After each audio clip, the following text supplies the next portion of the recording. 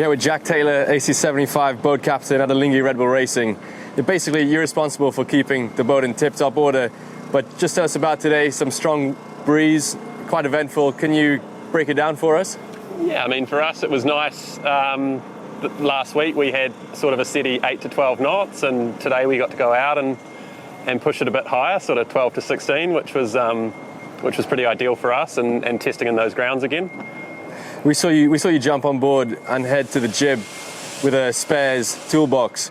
Can you tell us what happened?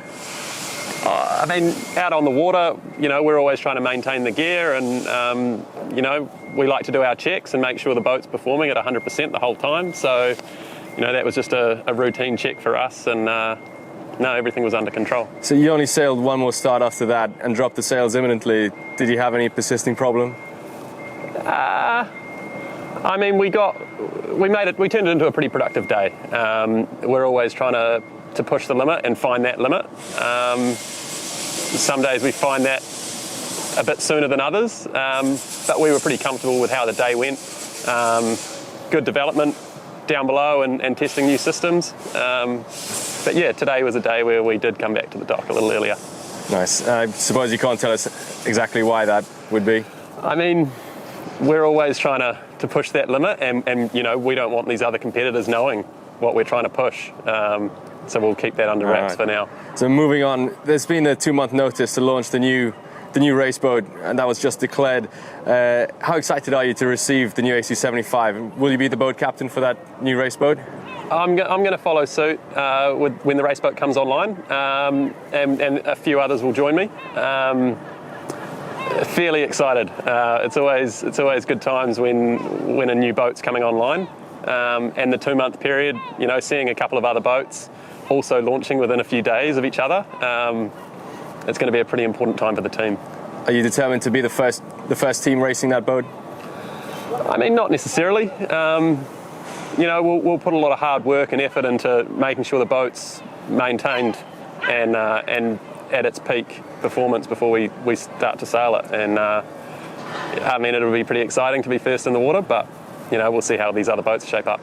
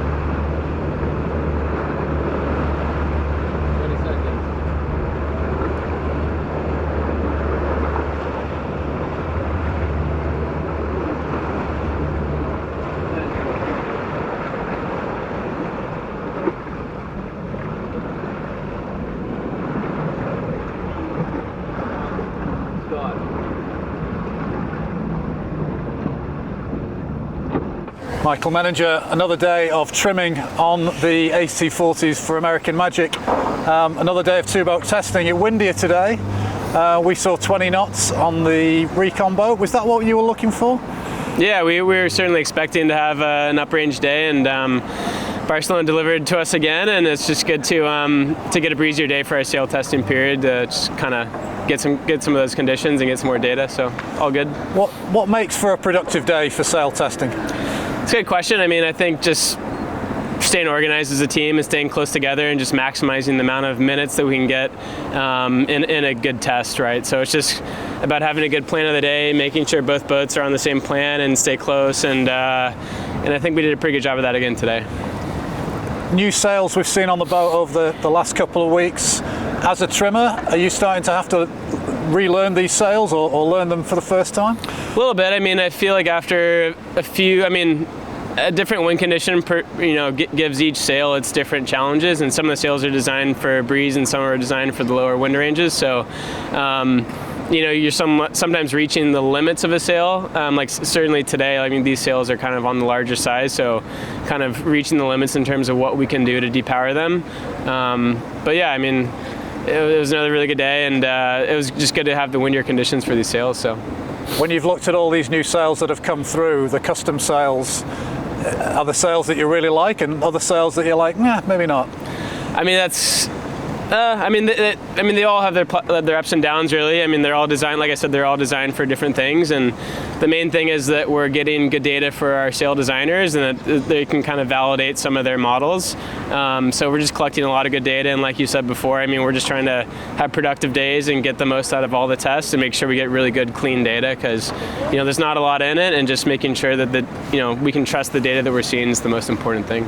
We saw some pretty exciting racing around the course when you got to that towards the end of the day. How does the mood on the boat change from that straight line testing when you go into the racing? I guess it changes quite a lot. Yeah, ideally it doesn't change a lot, but definitely the intensity increases a little bit, and definitely the intensity. But it was really good to do a couple of races. We haven't raced in a little bit, but I think part of evaluating the sails is putting them into racing situations and get really putting the boats in kind of harder spots at times, and understanding how the sails deal with those situations is good to know. This month, February 22nd, I think, marks 6 months to go to the start of racing. What are the phases now for American Magic in that period? Yeah, we're in a period of sail testing right now, and then that's going to transition to more of a racing period between the two boats, which we're all really looking forward to. And then patiently awaiting the launch of our new boat and the summer and getting used to the new boat. So things are definitely amping up, and we're really excited for the next few months.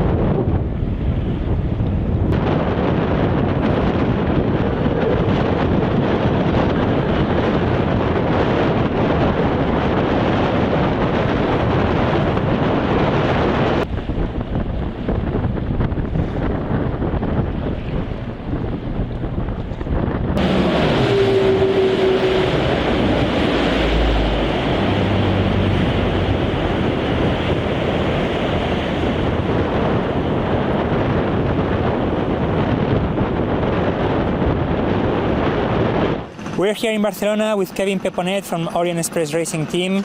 Wonderful day sailing.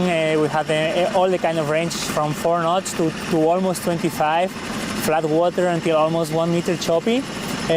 How did it went? Can you make us a breakdown from the station? It was a really interesting day for us. It's been less than 10 days with the lake. It was a bit roller coaster, as you said, all kinds of winds and choppy, and for us it was a bit also roller coaster. We made some good and bad maneuvers, but it was a learning day. Yeah, regarding the leg, we thought that by the end of the day you even were maybe sailing in auto, because you start the day like not really, from the outset was the sailing was not seem like really comfortable, but as the day was going ahead, you were like going smooth sailing. So you have been all the day in manual, right? Yeah, we try to sail most of the time in manual settings and not with autopilot. Yeah, the beginning of the day was pretty light, so we get like it was easy, but we get used to all day long. And at the end, it was a bit tough, and we do some crashes, but it's how we learn. No, was the progression that we saw during the day was awesome. Now, one question regarding the trimming of the sails and also from the foiling and cant arms. In a wavy day, depending on from where the wave is coming against the boat, you're changing the settings from one tack to the other. Yeah, we adjust different settings from one tack to the other, because most of the time we have the wave are not coming straight in the direction of the wind, but a bit sideways. So today we are struggling on port downwind, because we are facing the downwind waves, and it was hard to get the right altitude of the boat. So yeah, for that we try to set the boat differently from one tack to the other. Yeah.